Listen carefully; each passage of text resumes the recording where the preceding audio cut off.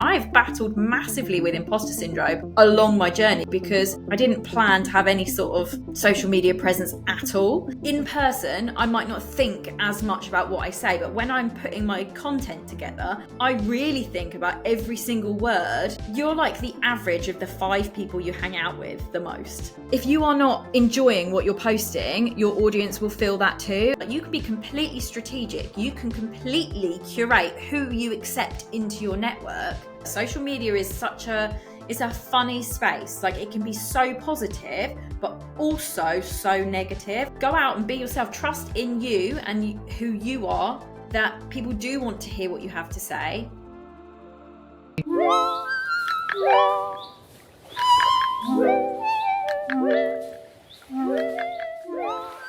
Growth is really uncomfortable, and we always want to grow because we say, oh, I want to grow my business, or I want to improve my pipeline, or I want to get bigger on social media. And the common word amongst all of those things is the word growth. But what we need to embrace with growth is obviously the positives of it is, becoming better, bigger, or, doing well. But then the other side of growth is being uncomfortable, is being scared, is, embracing imposter syndrome, because that's going to creep in. So even though the word growth is a very positive word, it actually comes with a lot of weight. So growing takes time. So you're going to have patience. And I lack that, so although I strive for growth and I strive for progress, what I do lack is patience. So sometimes I might be putting myself in that growth mindset and in that growth phase of my business, or in that growth phase. Like, currently I'm going through a growth phase in my fitness, where I'm taking on one of the biggest challenges I've ever taken on in my life, because I was never, the track girl at school. I would always make excuses that I had like 5 periods a month, because I was like, nah, I'm on my period. The teacher's like, impossible. I'm like, no, trust me. So I was not a runner. I was overweight. I didn't really exercise. I didn't like it because I was overweight, and because I felt like I didn't look like the other girls. I didn't want to put myself into like shorts and stuff like that. So I held myself back a lot. But when I decided to grow in that space and grow in my fitness, I had to stop eating. I had to stop eating shit. So that was hard. And getting my diet was hard, and sticking to a diet was hard. But the growth aspect of it was good. My skin cleared up. I lost weight. I felt better in myself. My hair was healthier. So growth comes with a lot of energy, with a lot of time investment, but also a lot of sacrifices. So yeah, we're going to talk about growth today, and how to tackle that, and how to also deal with imposter syndrome. And my guest today is going to be absolutely fabulous at talking about that, because she has catapulted her image, her presence on social media. So we're also going to talk about perhaps LinkedIn, because we both love LinkedIn, and we're definitely going to dive into that. But she's also stepped up massively into out of her comfort zone with her career, because she's jumped ship. So she's joined another firm. I don't want to give too much away. I want to let her to share the story, but you may know her as Hilary Lewis, on LinkedIn. Like, she's the one that always posts something engaging, something interactive.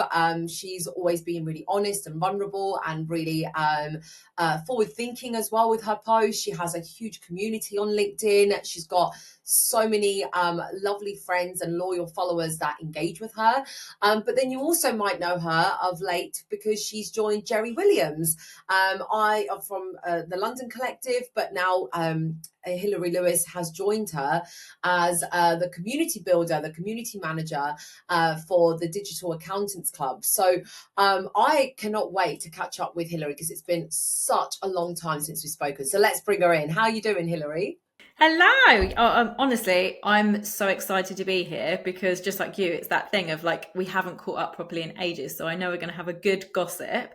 Yes. But yeah, I'm in a really weird headspace, because it's so exciting, and I've changed roles.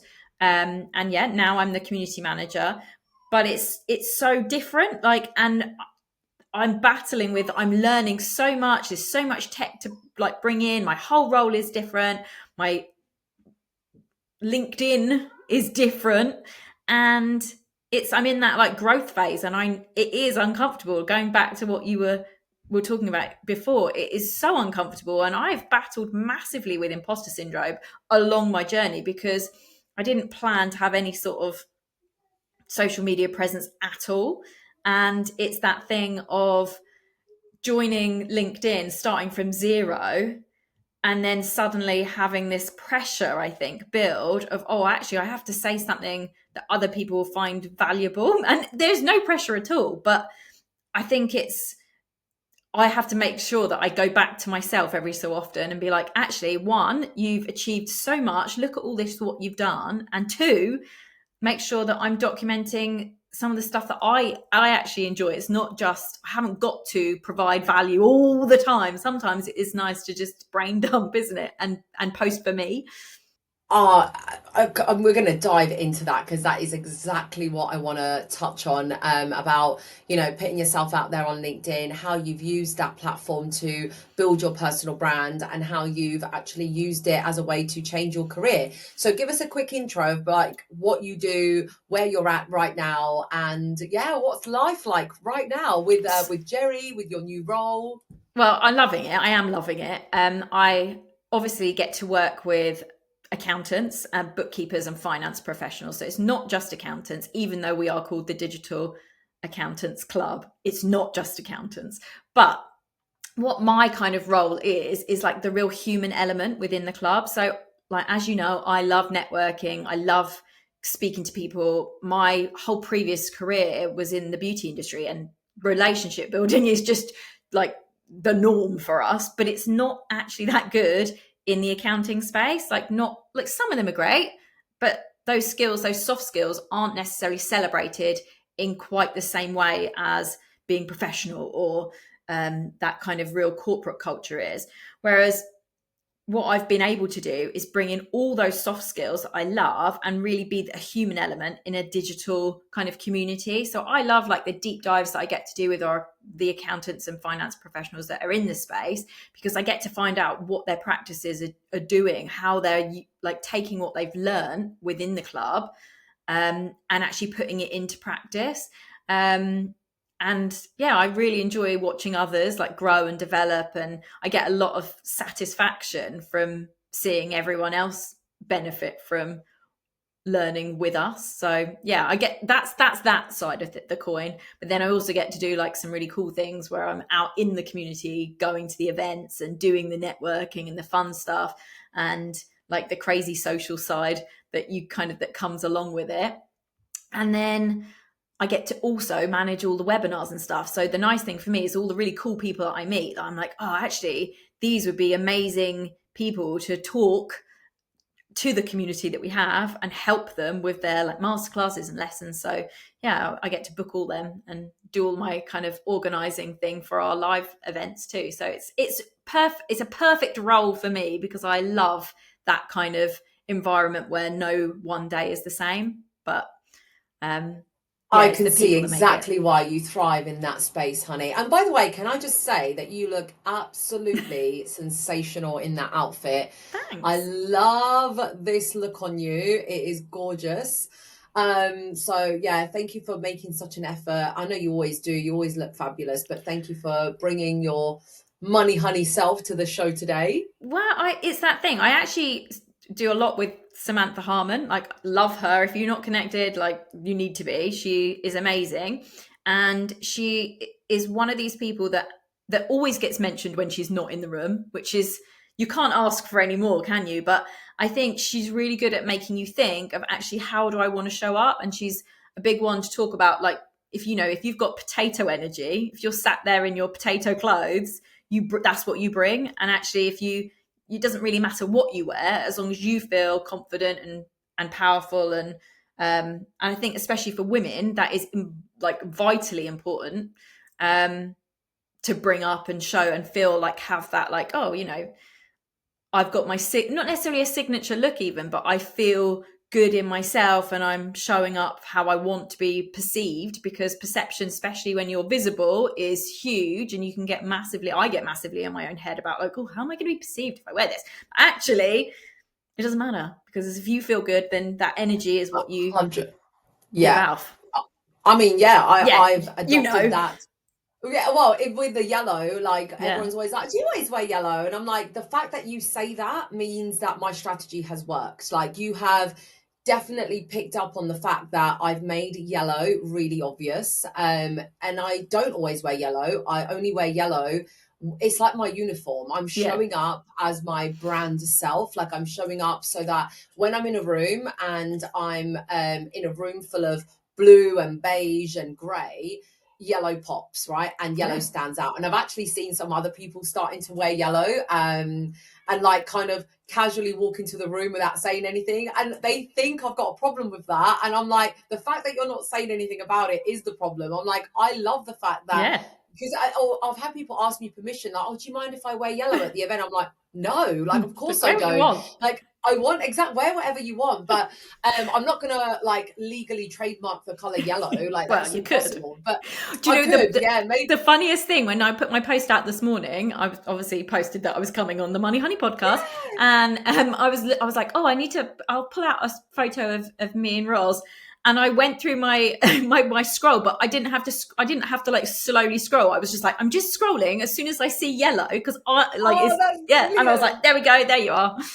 Yes, exactly. So it's about like that's and that literally, Hilary, that's so spooky that you just said that, because given that I do like branding and marketing, it's supposed to be scroll stopping. Like, when you scroll, like even for your camera roll, it Yeah, stands out.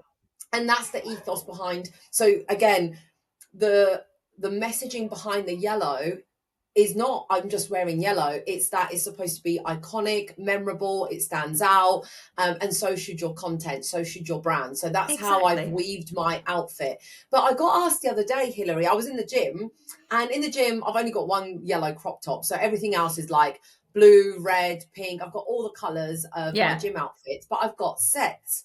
And people have started to notice. So in the gym, I've kind of got like a different, I guess, personal identity. And people have started to comment saying, Roz, every time you train, you've got a different set every time, but it's always matchy matchy, like your socks match and this yeah, matches. And to go back to what you just said about how you makes you feel, I was like, yeah, I said I do really invest, not a lot of money because they're not that expensive. What I buy, it's not like Lululemon all the time, no, but I was like, no, the reason I invest a lot in my gym outfits is because I'm at the gym every day and I want to feel good every day. So if I'm here every day, this is what I wear. This is like my main outfit of the day, because at home I'm either in my pajamas or that's it. So, and they were like, oh my God, that's such a great way to look. So yeah, shout out to Samantha Harmon, who apparently I need to follow her, but yeah, clearly yeah. we The have the style editor. same. Yeah, I mean, I don't style people, so I would definitely love to see what Samantha does, because I don't actually give people a style, but I have given them guidance, and I've had to style people, even though that's not on my CV, but I've had to do that for photo shoots and video shoots for Well, I my think clients. branding, it plays a big part. Your visuals play a massive part Yeah, with how you show the up, doesn't biggest it? part is Yeah. Like right literally now. before your mouth opens on a video. I have to look at you first, don't you? Like, as Yeah. soon as like I scroll, it's the visuals first. So speaking of scroll stopping content, Hilary, you are a LinkedIn superstar. You seem to have lots of friends, you seem to have groupies, and I know you're probably sitting there thinking, no, I could be better, I should have hundreds of thousands of followers, or I could have more comments. But it is tough on LinkedIn. I think the algorithm's changed again, and if you were good 5 years ago, you're probably feeling like shit now. So tell me, give us a little bit of a LinkedIn, um your perspective, or how you feel on LinkedIn, I and think be brutal, I be think honest. it's really hard. Like, I think that's the biggest thing that most people don't realize, that it is hard work. And I spend a lot of time like looking, and right now you can't plan what the algorithm is. You can't plan for anything. And I think I've had to strip it right back. Like, I had a conversation a couple of days ago, and I think it's that thing of like, you don't know if you are not enjoying what you're posting, your audience will feel that too. And I think when you are enjoying it, it shows and it comes out. And if you're just constantly working on like the metrics and trying to hit those data points, when you then aren't getting any sort of, like, you can't follow any sort of pattern, or there's no rhyme or reason, and you're trying to look for them all and it's not working, it's very difficult to then enjoy it still. So I think sometimes you just have to be like, do you know what? I'm not going to care about anything.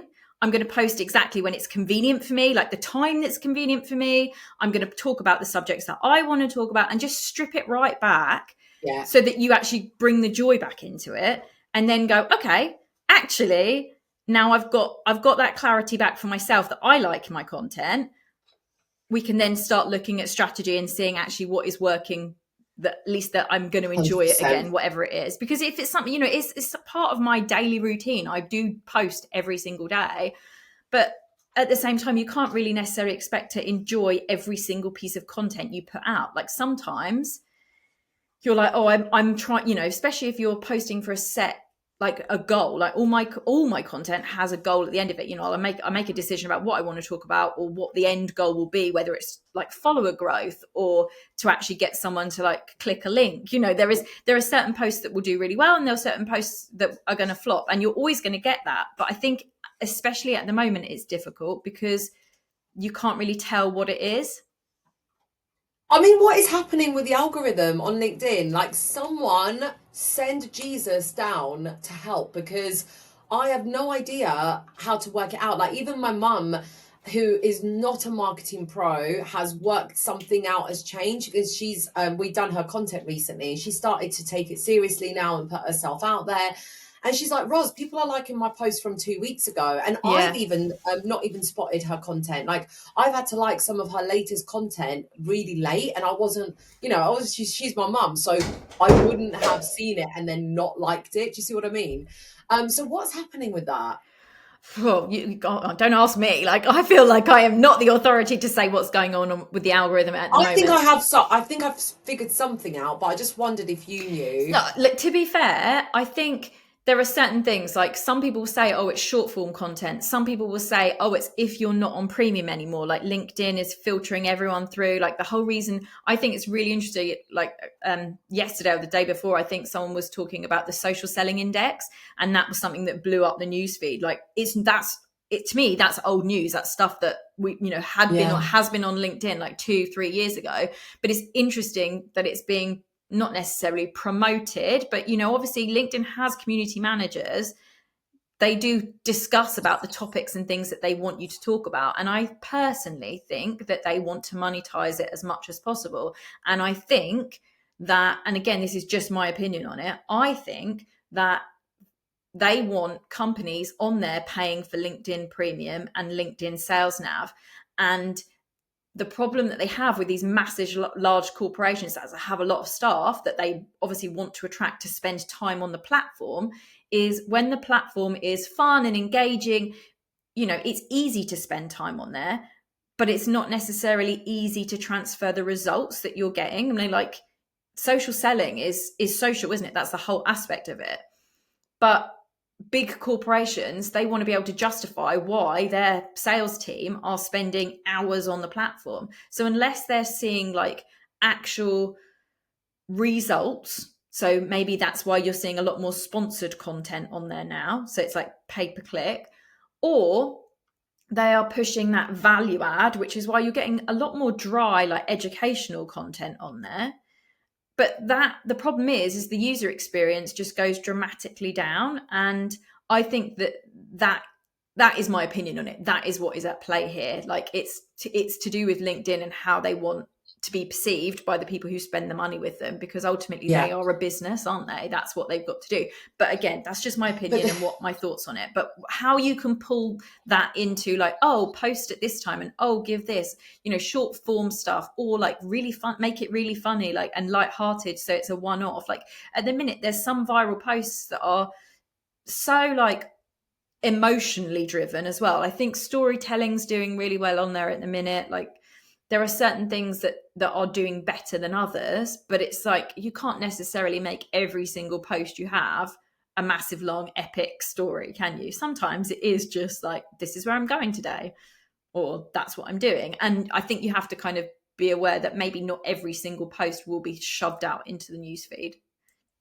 Oh, that's always been the case. Like, don't assume. I always say to my clients, stop trying to write a number one bestseller every time Yeah. you post. Like, or an album, like the number one hit single. When you write an album, there's one that's going to make it to number one within that one of the songs. And that's what I seem to find that is so true for me, where spookily my posts keep getting stuck at the same number. Like, it is so surreal how it doesn't fluctuate that much. It's the same number lately over and over again, and then all of a sudden I'll get a spike, Yeah. and then I'll look at that post and I'm like, but why this one? Like, what was it about this? And it does usually lean more towards like but then it doesn't follow the pattern, because I was about to say sometimes it's more storytelling, but I do storytelling all the time. Yeah. I know the posts that do the least well is like when I'm posting and advertising about my event, which you and I obviously want the Yeah. reverse, because we're like, I'm trying to sell tickets here, LinkedIn.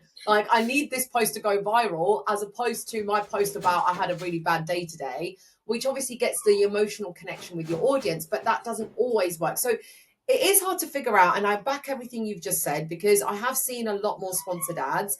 I'm not going to sponsor my ad. I don't need to sponsor my content, because no one needs to see that I went to the Women's Recognition Awards and didn't win. Like, I don't need to, I'm not going to pay money towards that. But then also, because they're doing that and they're pushing sponsored ads and they're pushing corporate businesses, it's made the engagement on LinkedIn a lot. I mean, I barely see you now. Like, I literally barely see your content. And I'm like, but this is the stuff that I was enjoying. And I thought that we were training the algorithm to show us content that we were interested in, rather than now what's on their agenda, which is such a big no-no. Like, Yeah. that's not fair, because we're the users and we should have a good experience of what we're watching and what we're seeing.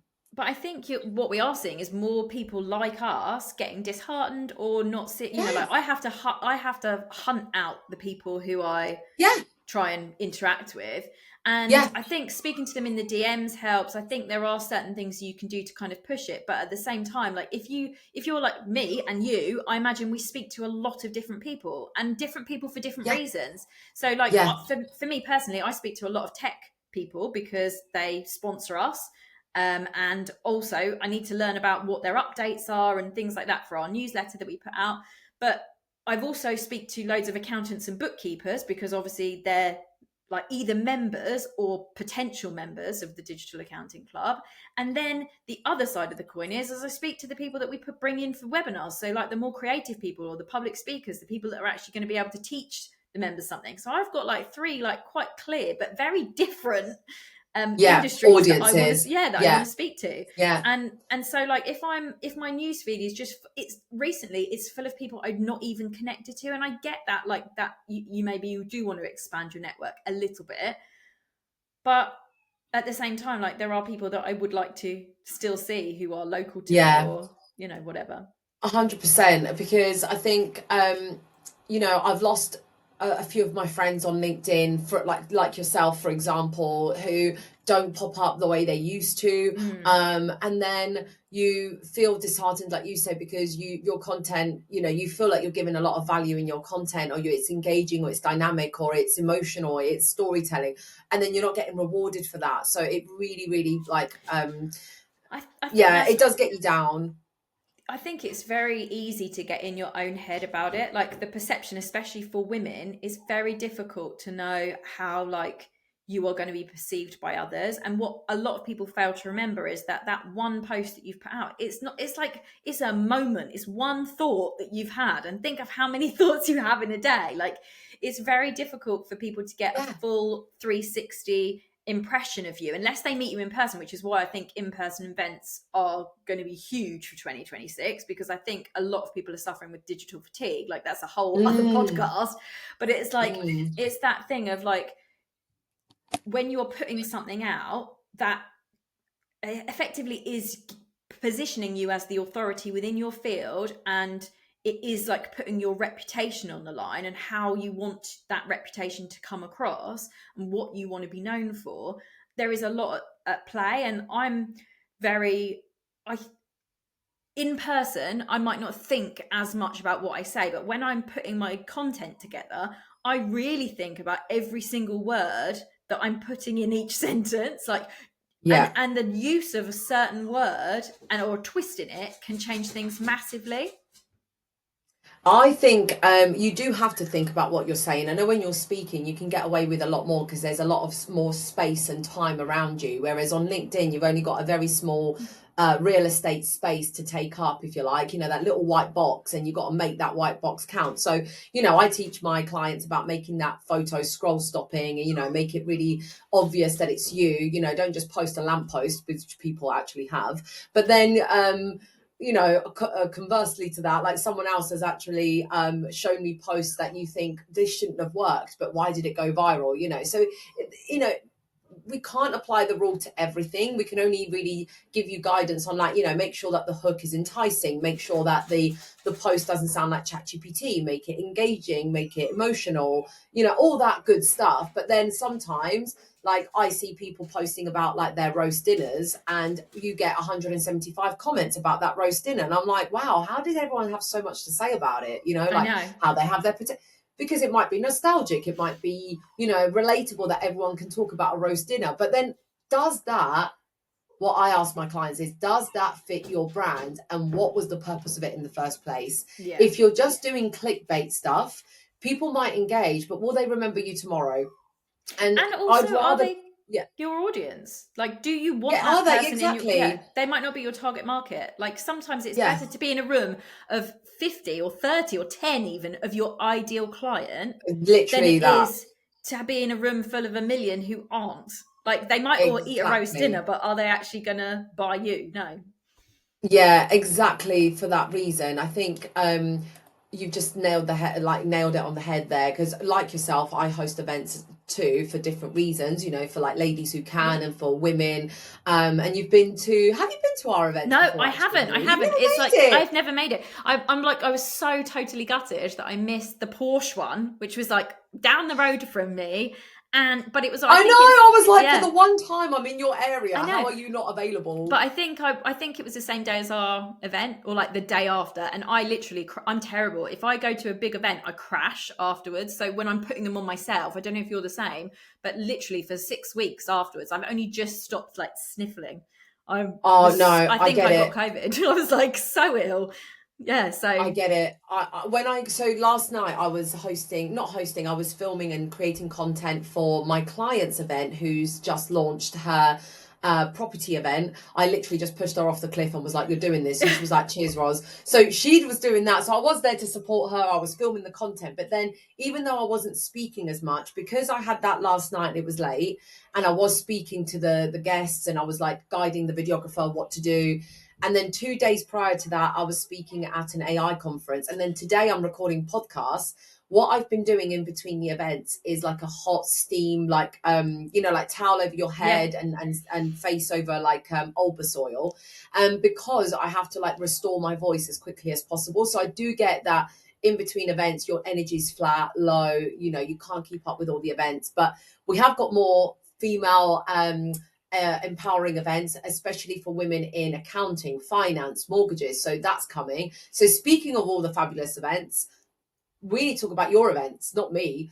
Oh. Tell me what you guys are bringing to our scenes, our screens. That in-person feeling, that in-person vibe. What are you doing? So last month we hosted DAC Live, which is an event that's literally for accountants, bookkeepers, and finance professionals. And it was an all-day event. We had, I think it was like 5 different guest speakers that came in and spoke all around the topic of AI and how to get clients and keep that human element while using AI to speed things up. So it was a mixture of like automations and some really cool like accounting software that had been relaunched. Sage actually launched their then latest AI software at the event, so that was quite a special moment for us. But yeah, and then obviously you get a chance to network at the same time. But it really brings the community together, and you get to learn a whole day in person. And obviously Jerry's there, which was also a massive draw because she's Oh yeah, awesome. that's amazing. But yeah, That's it's really awesome. good. So I think we will be hosting more, but at the moment we're just focusing on really getting the community itself. Um, we're making some very exciting changes within the community, all for the good. But I think you'll be seeing more of that in 2026. I can't say too much, but I'm very No, of excited. course. No, I've always been a big fan of your events, and anything I can do to support, please let me know. I've how we officially met. Obviously, we met on LinkedIn, but then our first physical encounter was on your fabulous yacht day. It was like a LinkedIn influencers yacht day. And going back to our LinkedIn chat, again, this is what I preach, this is what I teach, because you do it, not I've taught you, but as in how I show you as a great example to my clients is that, and I always talk about our yacht day and say, look, on LinkedIn, Hilary was, posting consistently. I was posting consistently, and by the powers of the algorithm, we connected. Now, you want to extend your friendship and your connection beyond just that digital realm. You want to make it physical. You want to make it unforgettable. And I always use your yacht day as a great example of marketing bliss. This is literally the buzz that we get from marketing, which is put yourself out there and then extend it, make it go beyond just that LinkedIn connection. Send a DM, say hello, engage with each other's content, but then take that digital relationship offline, go to the events, invite them out for dinner, go out for a coffee, invite them to a podcast, or do something, even if it's just, do you fancy catching up on Zoom for a coffee? Like, don't just keep it on LinkedIn, because you don't own LinkedIn, you don't own that data, and you don't own those connections. And it's that thing of like, there's so much you can do that's, even if it's just like finding the big events that you might be going to and saying, are you going to this? Do you want to travel together? Like, if it's nothing, you don't have to spend, you don't have to have a massive budget. Cause I think this is the thing. A lot of people assume that marketing, they have to absolutely throw a massive budget at it. And they're like, straight away, they're like, I can't afford to put an event on. It's going to cost me a fortune.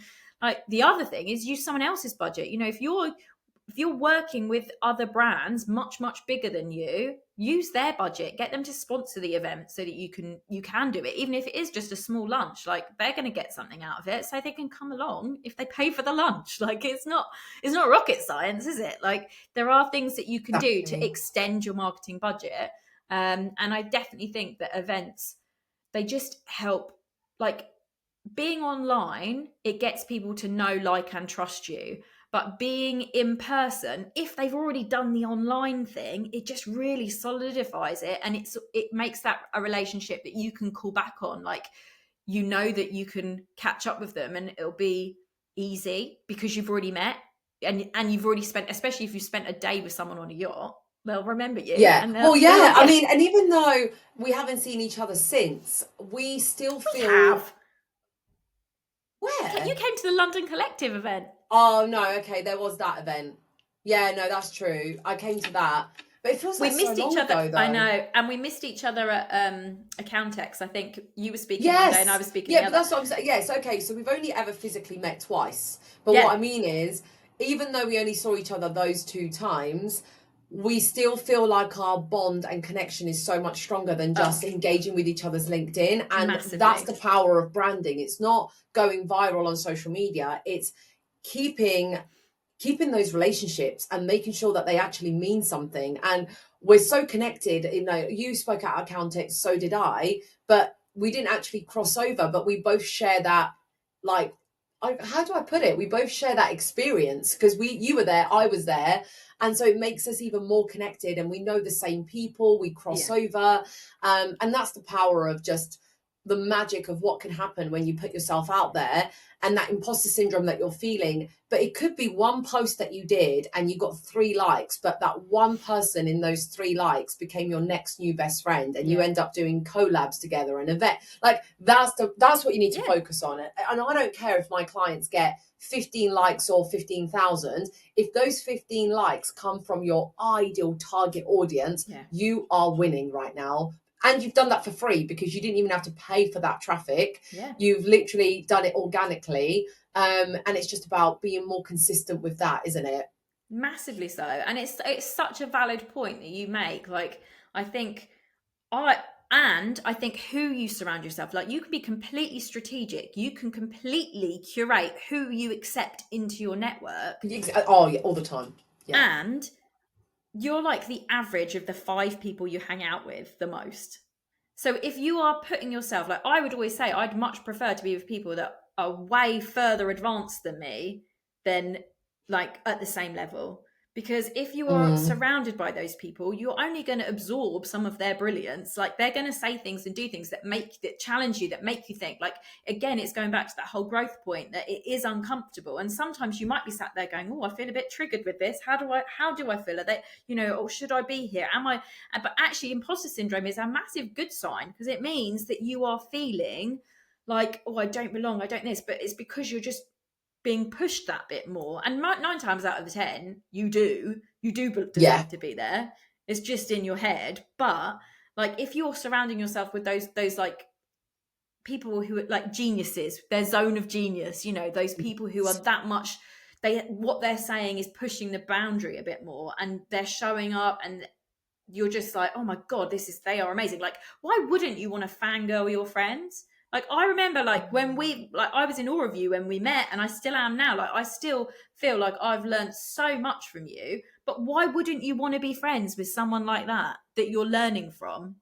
Well, I agree with you. No, Yeah. I don't. I do. I think there's a lot of people that are drawn to me because they want that energy, and they want to be around me. And others, there's, and those people that do want to be around me, like yourself, they bring value back too. Like I get so much back from you. I feel like you're in that collaboration mindset. You don't feel like you're competing with me. And I get that energy from you. I get like you're happy for me to win, that Oh my you want god, me yeah. to win, Of course right? you do. And I want you to win. And I hope that's the energy people get from me. However, I always like to use the analogy on brand, of course. Are they bees around me or are they flies? Because Mm. sometimes it does feel like people are here for the taking, and they're here to suck the energy and take it for themselves, to suck the ideas, to take the idea, to take my network, to see what they can get because they know I'm well connected, see how far they can, like, I've seen this like happen with a couple of clients strategically where they've worked with me to coach the algorithm. Like, that is so smart, but they've done it in a conniving way because Yeah. you want to use the algorithm for us to, like, us two connecting with each other and engaging with each other. We know from a marketing perspective that strategically, let's face it, it is going to help our own individual channels. My audience is opened up to yours is opened up to mine. But I have seen it where people have done that as a way to say, right, let's connect with her for a bit, work with her for a bit. She'll give us a bit of a hype and a buzz on social media. That algorithm is then, those fibers are then connected, and then off they go. And when they go, their attitude changes. They start speaking to me differently because they've taken what they needed to take. Mm. I can't describe It's it. I know it sounds like I'm paranoid, but it's, No, that no, gut instinct. I know, and I think it's very true. Like, especially when you work in social media, social media is it's a funny space. Like, it can be so positive, but also so negative. And I think there is a definite fakeness to a lot of people. It's hard to question because, again, it's that social selling thing.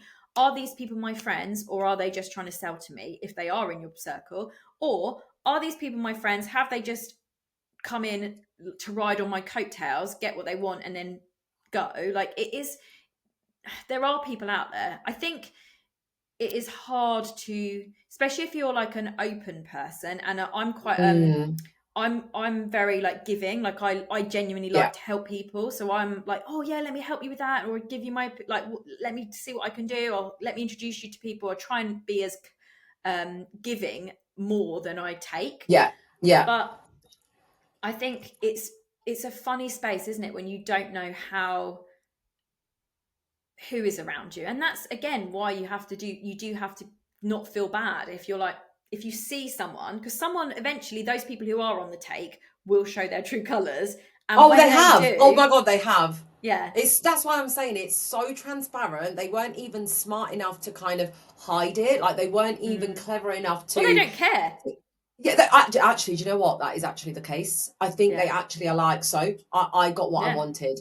But I've just had this message, right, from a previous Money Honey guest. I'm not going to mention who, but her episode has just come out, and she's just said, just had a message from someone who wants me to mentor her, having watched the episode with you. Thank you so much. This is not what I expected at all. You must let me know if there is anything I can do to repay you.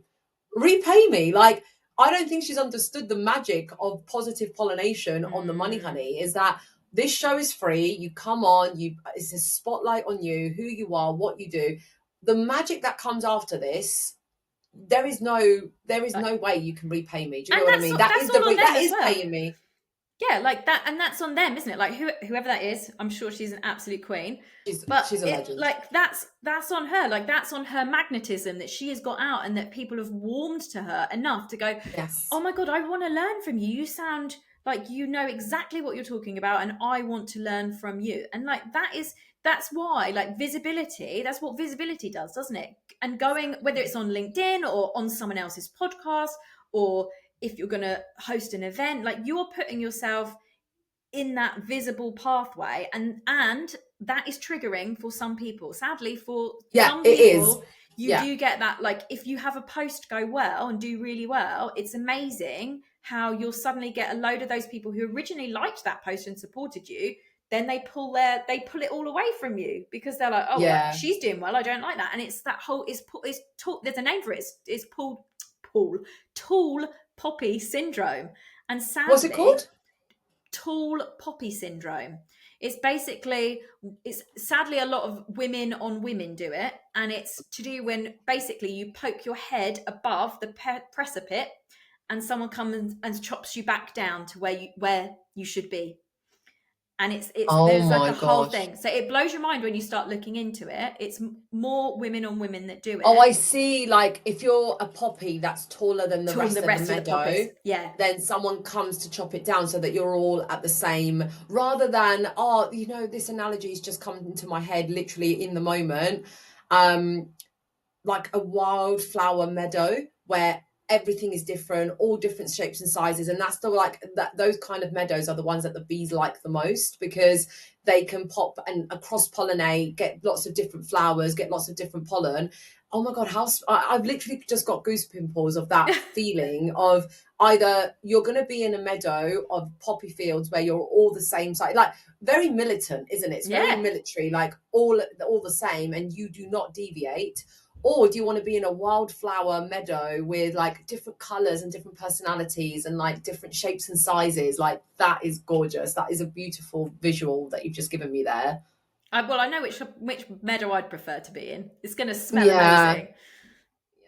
Yeah, I love that. And on that note, I have to say goodbye and um direct people to your socials, because if they want to continue absorbing this vibe from everything that you've just shared, if you're an accountant listening to this and you don't know about Jerry, Hilary, and Dak, like literally you need to catch up. So I hope this episode has brought them to your radar. But mortgage brokers, tech companies, fintech, whatever your industry, figure it out. See if this is something that's for you or not. Go onto her page, go onto Hilary. Hilary's LinkedIn is like the main social for you, isn't it? That's Yeah. your number one. So have a look at that. Anything else that you'd like to tell people who are watching this right now? What would you like to leave them with? I would like to leave them with I'd like to leave them with actually go out and be yourself. Trust in you and who you are, that people do want to hear what you have to say. They do want to see your journey because everyone's journey is so different. And actually, all those little voices that possibly are knocking you or making you doubt yourself, just throw them in the bin because Yes. you are amazing and everyone will love to see what you have to show. I love that, Hilary, and that's because everyone will love what you have to show. You're not going to please everybody, but there will be people that do gravitate towards you, do relate to your message, do a vibe with you, and that's what you've got to focus on. Don't focus on those naysayers or the people that don't vibe with you. They're not your vibe anyway. find your Hilary, find your right, collaborate with people that really do see you for who you truly are. So thank you for that beautiful ending message there, Hilary. You've been a sensational money honey. If you've enjoyed this episode, ladies and gents, I know there's lots of people listening, but please do share it with someone that you think might benefit. Like, as in, if this episode has a particular resonating message that you think someone needs to hear, give them the gift today and say, look, with your cup of tea today, or your journey home, or your commute, this is what you need to listen to. And of course, I'd love to have you back as a listener for our next episode. We release an episode every week, every Wednesday.